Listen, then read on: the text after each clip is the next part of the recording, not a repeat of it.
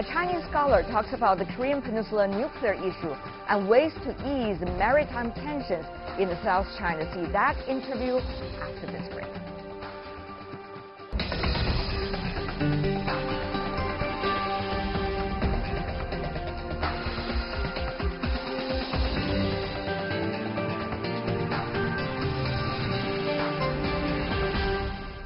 Welcome back. You're watching World Insight with me, Tian Wei. The program is coming to you Monday to Friday on CGTN.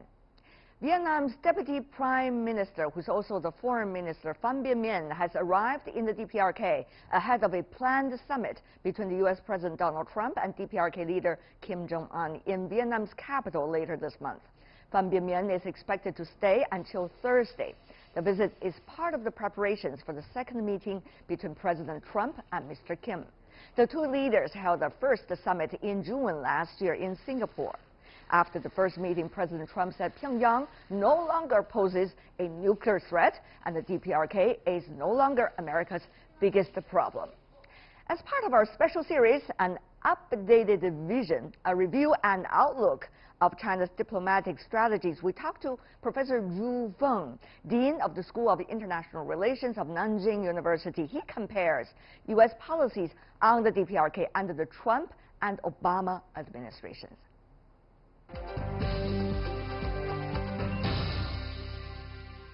Professor Zhu, welcome to CGTN. First question for you, sir. I know you've been, over the years, doing a lot of research about the DPRK nuclear issue and also the South China Sea security issue. Those two issues are actually quite different from one another if you look at it from the security terms. One is much more needing the cooperation between China and the United States on the DPRK nuclear issue, for example, and both have the desire of different degree to work together. On the other hand, the South China Sea issue does require a role of both countries, but very different role and expectations from one another, toward one another too. So, Professor Zhu, how do you see these two issues in a way crystallize the overall nature of China-U.S.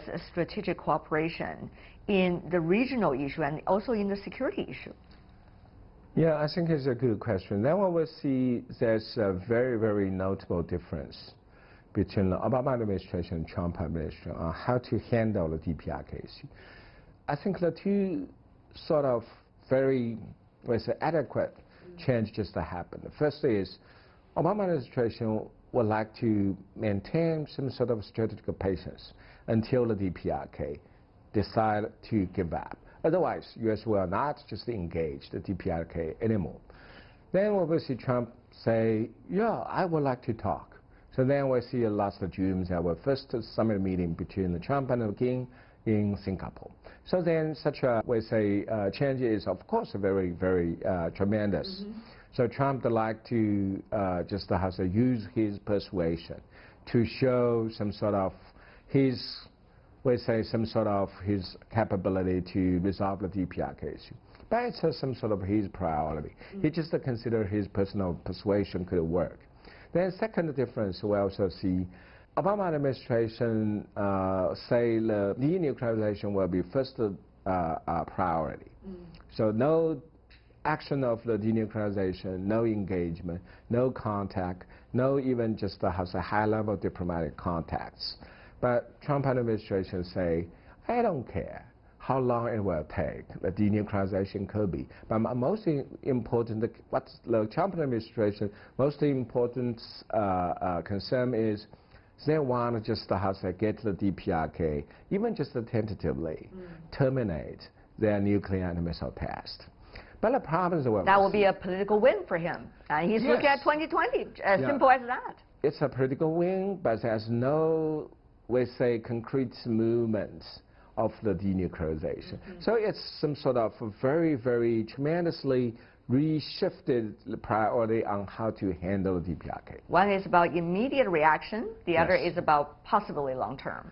Possibly long-term and no timeline, just definitely set up and also show another, it's not a strategic impatience, it's a political patience. The Trump administration would like to leave the time for the future denuclearization, but they just believe, even DPRK just tentatively we say, suspend their nuclear test or missile test, they consider it's a bigger win for White House. But the allies of the United States in the region, though, could think in a very different term. For example, South Korea, who is apparently patiently waiting for Washington still to react, even though the two Koreas have already quite active over the past few months interacting with one another, at least for the short term. So will that create, in even just the short term, more different opinions among the U.S. and its top allies in the region? And what would that mean for China and the U.S. security situation as a result?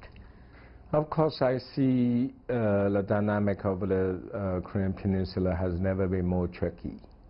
On the one hand, we will see some sort of such a diplomatic engagement to DPRK completely achieved. Then we will see some sort of diplomatic deadline also now is available. So you could already tell the story before it happens in a way. Of course, I think a couple of years, we say prior to some sort of last year's Pyeongchang Olympic diplomacy, no one can imagine how far they will go with such a diplomatic engagement. But the problem is, then DPRK also has been left some sort of a new credential.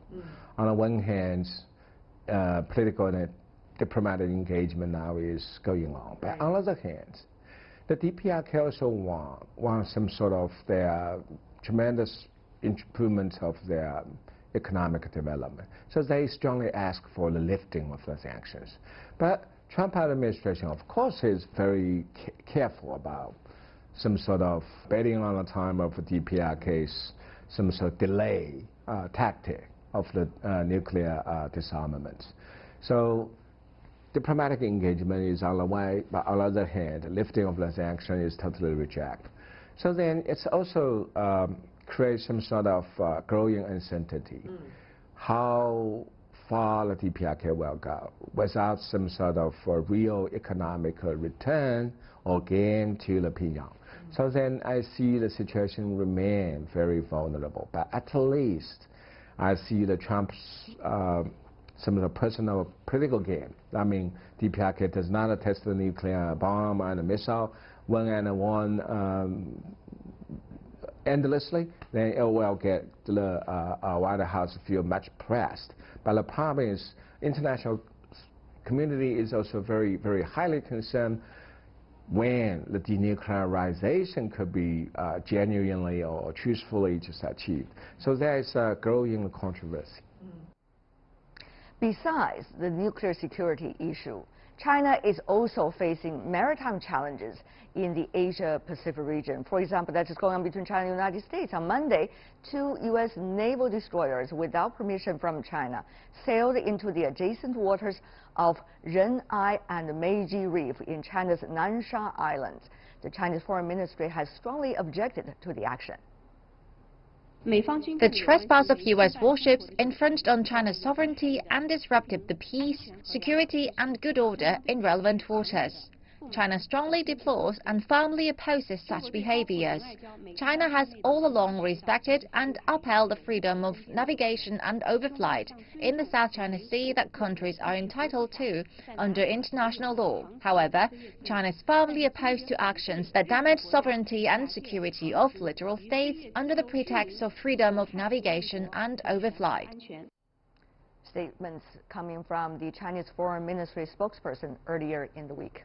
So when it comes to issues over the South China Sea, Professor Zhu Feng in our interview pointed out that maritime competition between China and the U.S. is becoming, in his words, riskier for both sides.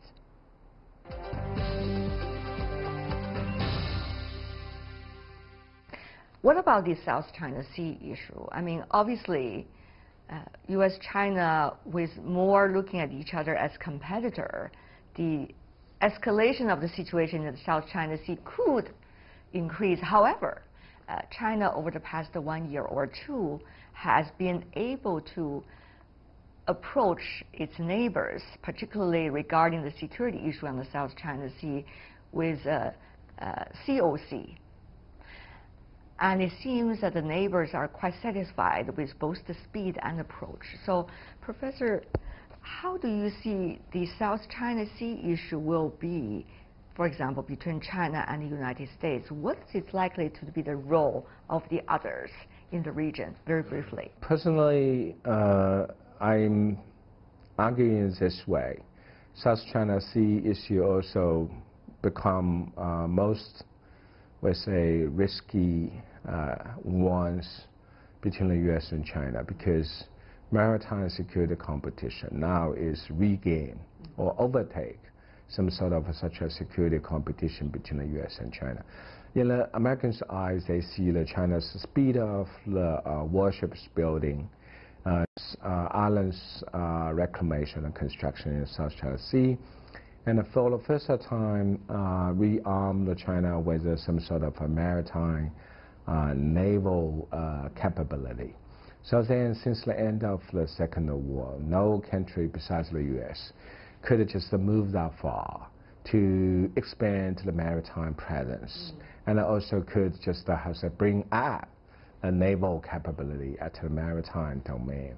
So then, some sort of China's, we say, safeguarding effort to the Chinese sovereign assets, in the eyes of Americans, become the China's some sort of maritime strategist with expansion.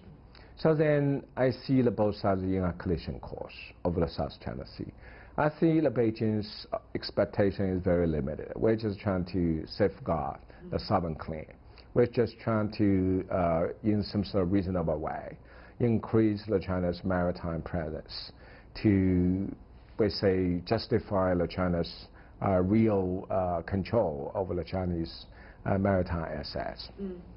But the problem is they're all turning into some sort of the Chinese strategic push for big maritime powers in the Western Pacific.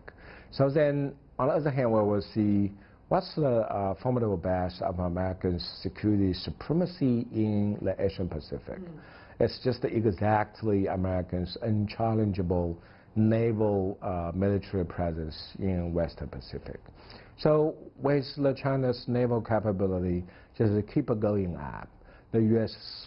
fear and worry is quite deepening. They consider China is not just a competitor. China is also just trying to some sort of, their view is a revisionist power.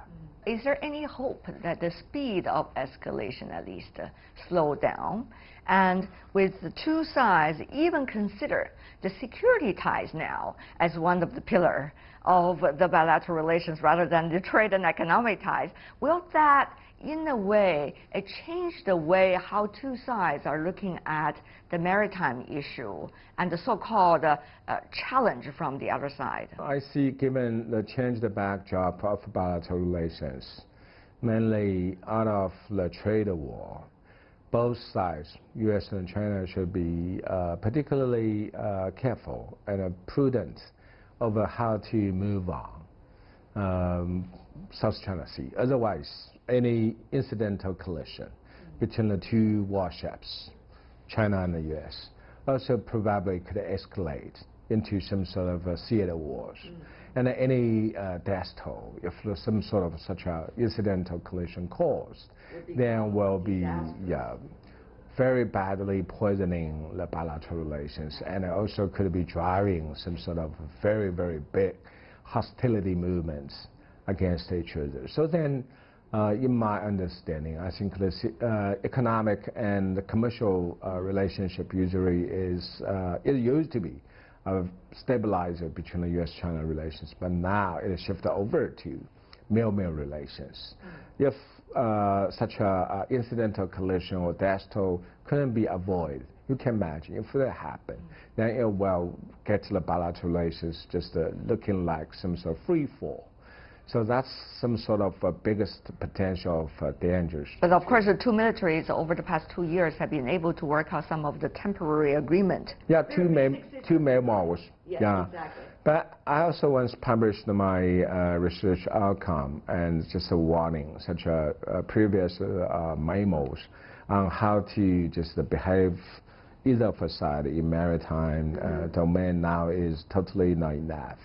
Because that kind of memo is just some sort of, we say... the bottom line. Yeah, the safety measures above both sides avoid some sort of further misjudge, avoid some sort of a non-professional actions.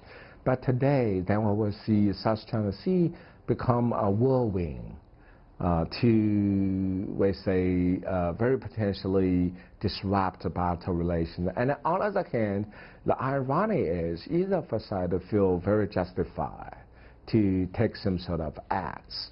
So then, for the time being, most important thing is not just a safety measure.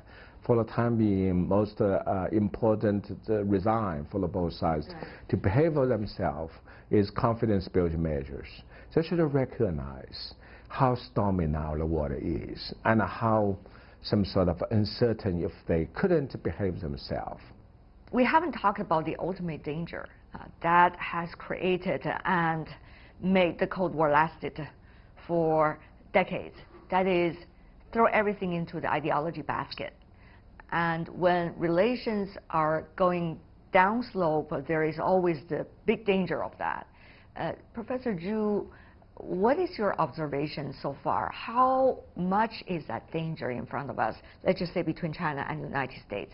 The trajectory of our bilateral relations now is totally, we say, some sort of end open one.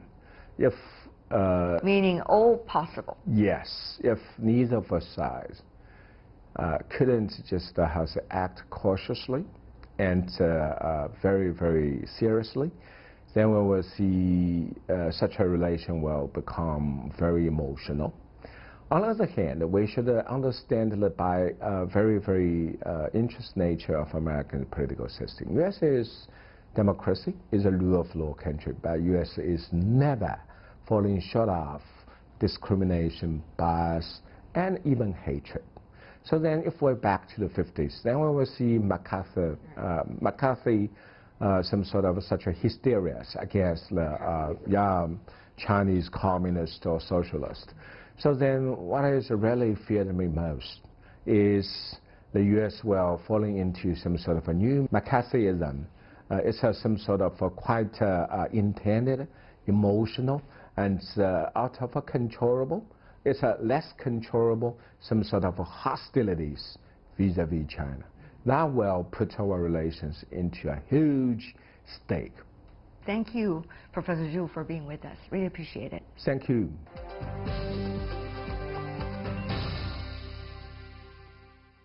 My interview with Professor Zhu Feng on the Korean Peninsula denuclearization issue and tensions in the South China Sea. And that is all the time we have for today. If you'd like to see more, try to find us World Inside CGTN into your search engine or check out our YouTube channel. Also follow us on Twitter, Facebook, and Sina Weibo. From me, Tian Wei, and everyone on the World Inside team, thanks for watching.